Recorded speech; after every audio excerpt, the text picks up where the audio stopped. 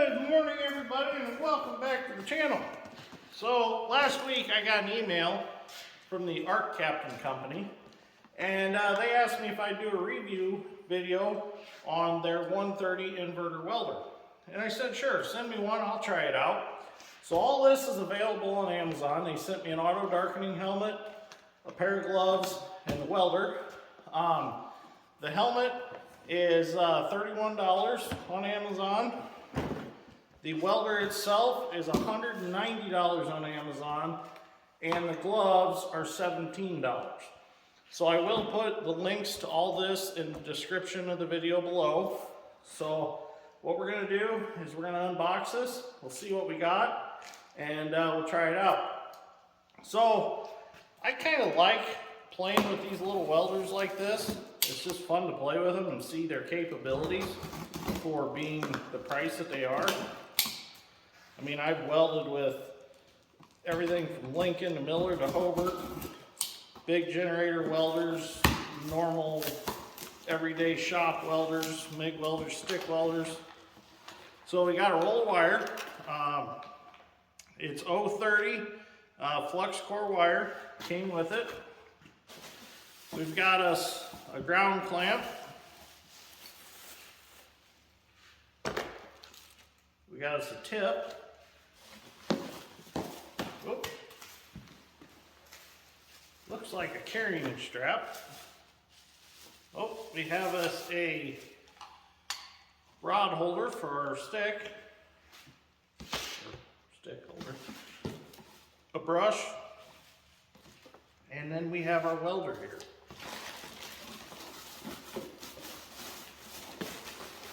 So it's not real big. The nice thing is it's tiny. You can carry it in a building with you if you needed to, or take it up an elevator or carry it up a ladder.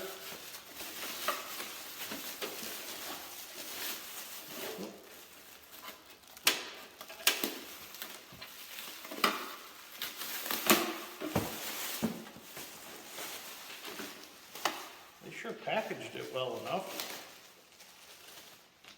Get all this plastic off here. Let's see what we got. So the MIG gun, right off the bat, feels pretty comfortable in your hand. For a welder this size, it's a nice size. It's not too tiny, it's not too big. Trigger seems to be real nice. It's got a nice hook on it for hanging it, like so. So let's look at the welder here. Just let this hang down. So we'll open up where the wire goes. The wire goes up here. It's got steel rollers, a lot of plastic to it, but that don't mean that it's a bad thing. Digital readout, a knob for your amps, and then a button to select for stick, TIG, or MIG. And it's also got a button for your wire size. Lightweight, and one finger. I can carry it with my pinky if I wanted to. Now, there is no place for gas on this welder. This is strictly flux core or stick. So, yeah. So here's our gloves. Nice long length gloves. I like those. Not too stiff. Put the helmet out here and have a look at it. Not a bad helmet. Seems to be a little smaller than I'm used to, I mean size-wise, but that might be nice for getting in tight places, getting your head in tight places.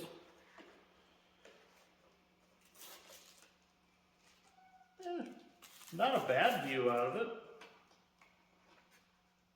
Let's try it. Alright, so I'm going to get this set up and we'll see how it welds.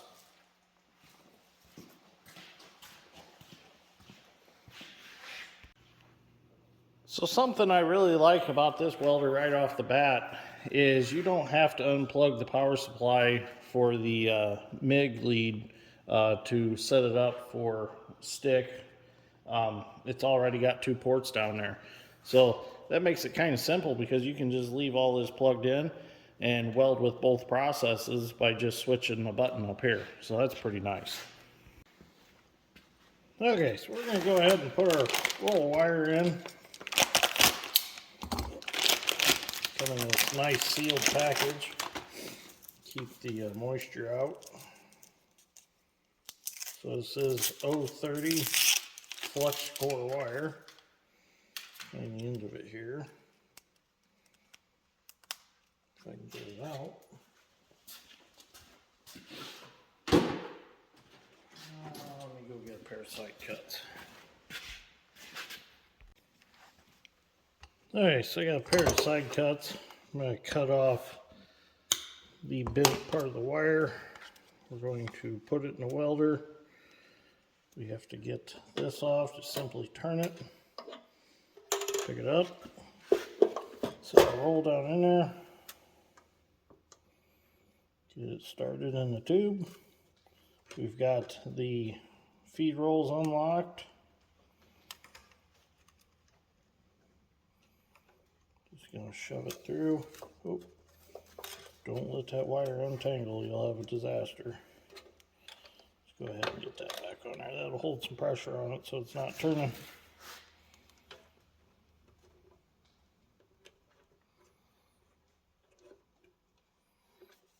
Get that started in our feed roll like so. Oops. There it goes. Sometimes it's a little tricky. It's even tricky on some of the bigger welders. Alright, so we got our wire in. Go ahead and turn our welder on. I got it plugged in.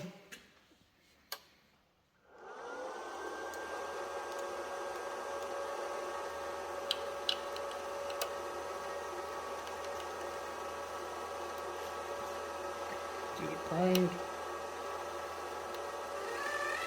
And wire speed to change that.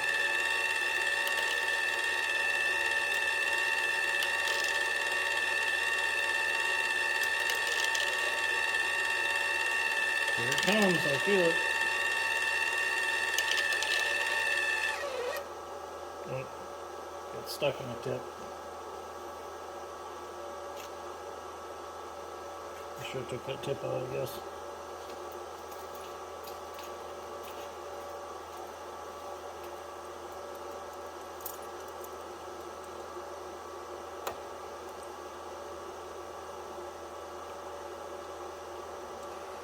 There it is. There we go.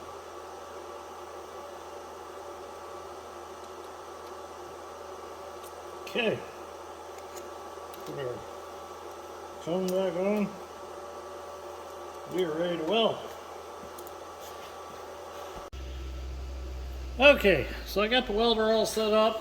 What I'm going to do is I took some 3/16 plate and I'm making a little I-beam. I'm going to weld one side with MIG and then I'm going to go to the other side and I'm going to weld that with stick.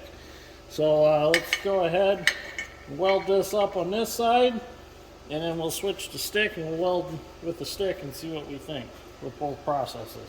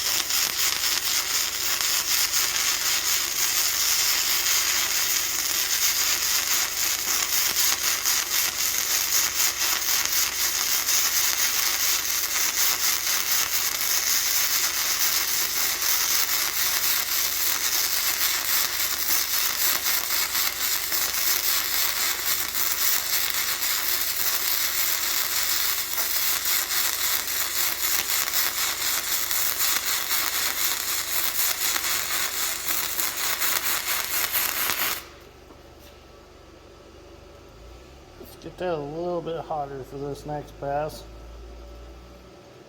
Go up to 92.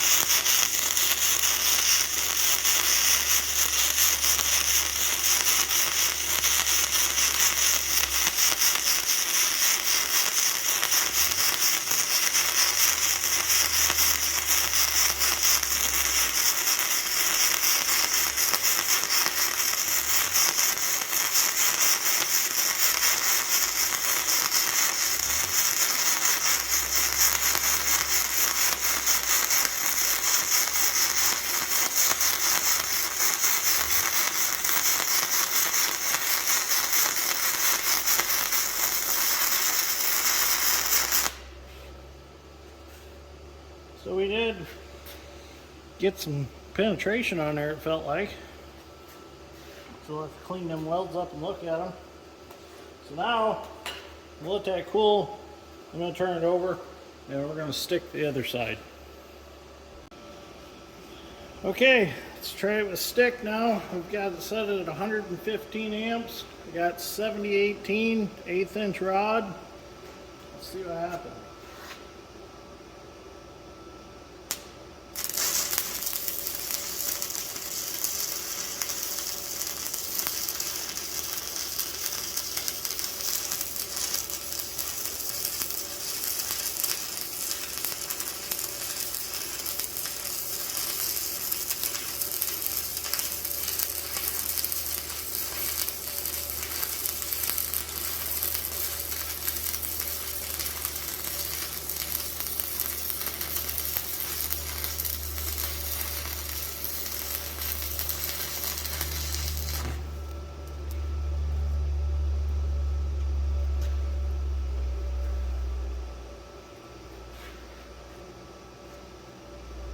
Did penetrate well. Just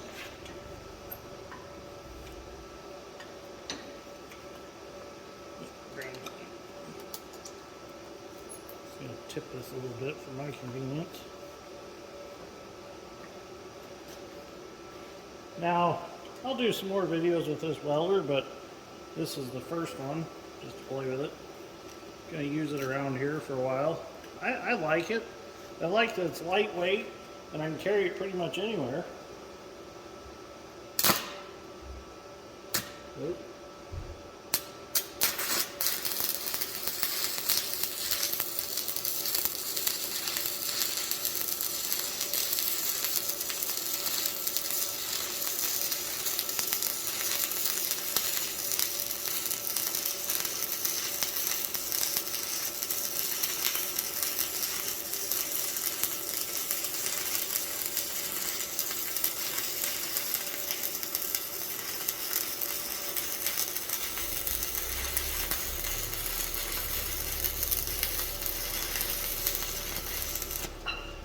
Got my money out of that rod.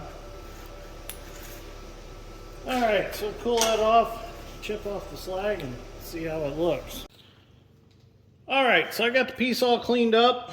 So here is our 70/18. I got a little slag stuck right there, that's my fault. Here's our other side of the 70/18. Looks real nice on this side. Now I did cut this piece off because I was gonna etch it and look at the penetration. But I don't have the chemicals to etch it. I need to get those, and we'll do those later in another video. But here is just the flux core wire, which flux core wire, it does sometimes look a little dirty when you're done compared to a gas shielded wire. But all in all, I think this is a good little welder. Something I was really thinking about while I was welding with it is this would be a good entry-level machine for a son or a daughter that's looking to get into welding. You could buy it for them. Being it's only $190, it's not like it's a huge investment versus, you know, buying an ESAB Rebel for $2,000 or even a Lincoln welder that's equivalent. You're looking at you know, $2,500 range there. So versus 200 bucks. So yeah, you can get it and they can play around with it, get the hang of it, get the motions down, and then you could move on to a more high-end welder if you wanted to, or keep using this one. I don't see nothing wrong with this one. I think it's a good little welder. I see some benefits to having it around. I think it'd be great for going up on like the roof of a grain bin and welding up a cross auger that needs patched, or you know, grain elevator, welding a patch in somewhere. Like I said before, it's lightweight. You could tie a rope in here and take it right up on the roof, or you could carry it up on the ladder. I know there are some stick welders that fit in a 5-gallon bucket, but it's still a stick welder, and a lot of times you're working with thin gauge sheet metal on grain bins and stuff, and you want a wire welder for that.